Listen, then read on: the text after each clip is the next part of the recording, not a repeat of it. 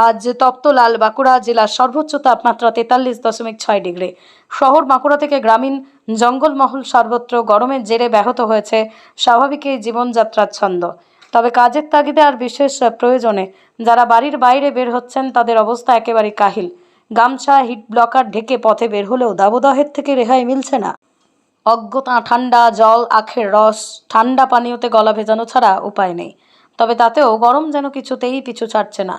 গরমে অবস্থা আরও খারাপ। পুকুর জলাশয় শুকিয়ে কাঠফোটে ফাটা জলাশয়ের জলেও জলকষ্টে ভোগান্তি বাড়ছে। গবাদি পশুদের জলে জোগাতে হিমশিম খাচ্ছে গ্রামের মানুষ। সব মিলিয়ে দাবদাহের দহনে জ্বলছে সারা জেলা।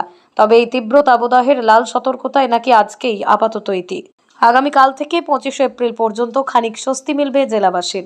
লাল জোন থেকে কমলা জোনে ঢুকবে বাঁকুড়া জেলা, এমনই আভাস দিয়েছে হাওয়া অফিস। তাই কাল থেকে কয়েক ডিগ্রি তাপমাত্রা নামতে পারে আশা করা যায়। নিয়ে বেরিয়েছেন? দাদা প্রচণ্ড গরম, রোদে হেসপেস করছি, জীবন ধারণ করার খুব সমস্যা হচ্ছে। গরম এমনিতেই তো আপনারা জানেন যে বাঁকুড়া খুব রুক্ষ সূক্ষ্ম জায়গা। বৃষ্টি না হলে আমরা প্রচণ্ড অসুবিধার মধ্যে পড়ব। বাঁকুড়া সারা বিশ্বের এখন উষ্ণতম জায়গায় 7ম স্থানে আছে। আরও যদি তাপমাত্রা বেড়ে যায় তাহলে আমাদের আরও ঘরের বাইরে আর বেরোতে পারবো না। কি এখন কি মানে বাইরে বেরিয়েছেন? আর এখন বাইরে বেরিয়েছি কাজের জন্য। চাইছি, ঈশ্বরের কাছে প্রার্থনা করছি যেন বৃষ্টি হয়। মনে হচ্ছে যে আগামীকাল থেকে আর আমরা বাইরে বেরোতে পারবো না, যা বাঁকুড়া জেলায় লুয়ের অবস্থা।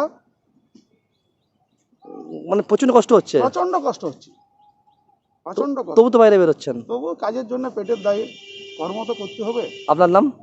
আমার নাম চক্রধর পাল।